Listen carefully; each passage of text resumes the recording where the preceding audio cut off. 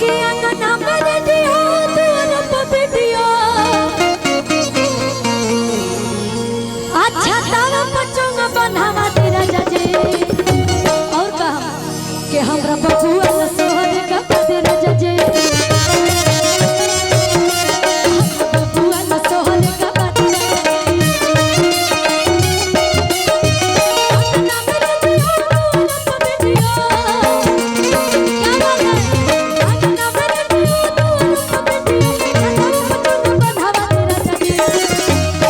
दादाजी इतना खुश लगता नहीं कहो कि हमरा बबुआ न सोहर का तेरा जजे बबुआ न सोहर का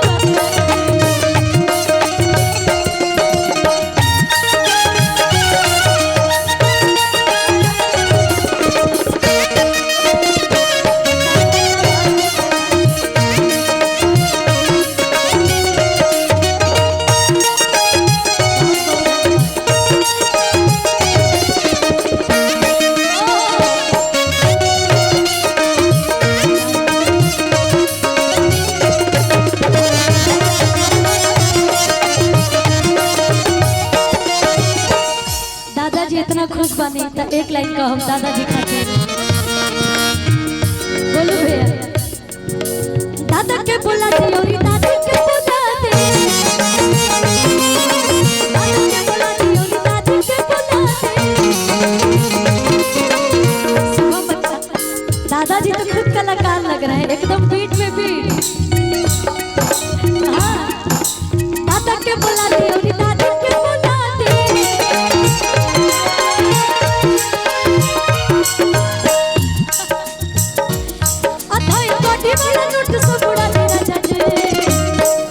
दादाजी जितना गड्डी धइल बा सब उड़े के चाहिए कि धइल गड्डी वाला नोट सब उड़ा देना चाहिए हमरा बबुआ न सोहर का तेरा जजे हमरा बबुआ न सोहर का तेरा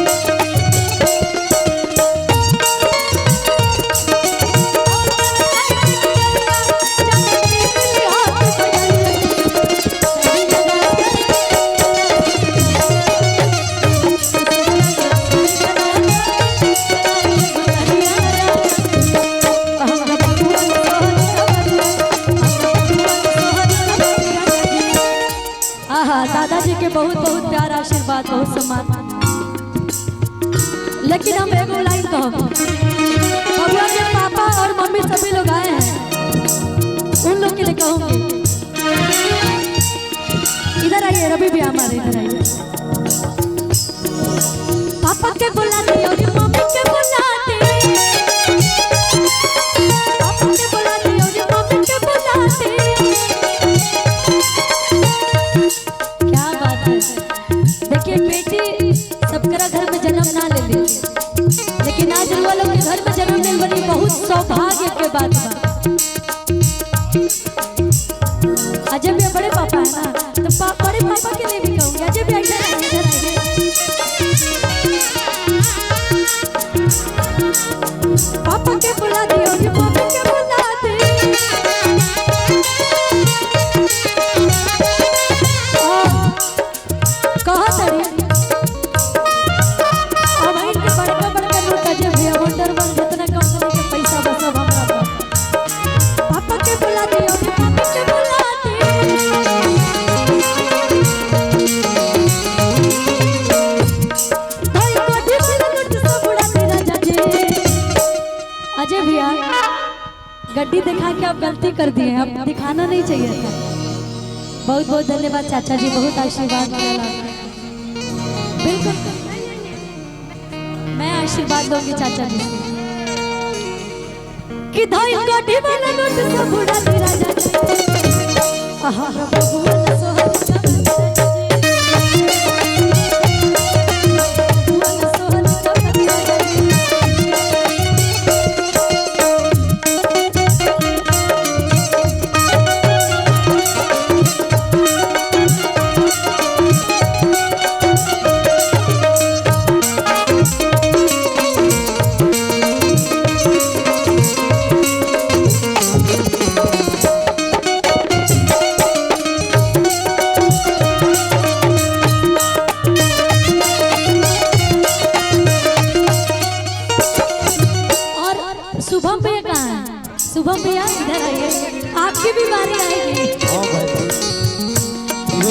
शुभम भैया चाचा है ना बबुआ के बबुनी के मैं मनो बबुआ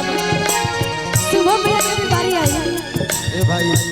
निकालो चोरी का पर्स में के गोलू भैया ये बबुनी के चाचा जी हैं। सवारी घूम लिया चाचा के बुला दियो कि चाचा के बुला दे चाचा के बुला दियो कि चाचा के बुला दे। चाचा तो आ गए बबुनी की चाची कहाँ है? चाची कहाँ है? पूछ रही है कोनो जरूरी बाबू आ भाई हम चाची को कोई थोड़ी बोले अपनी शादी हुई है कि नहीं है मैं बस इतना पूछ रही कि मेरी चाची कहाँ है घर बैठे जहाँ भी चाचा के बुला दे अभी चाची के बुला दे।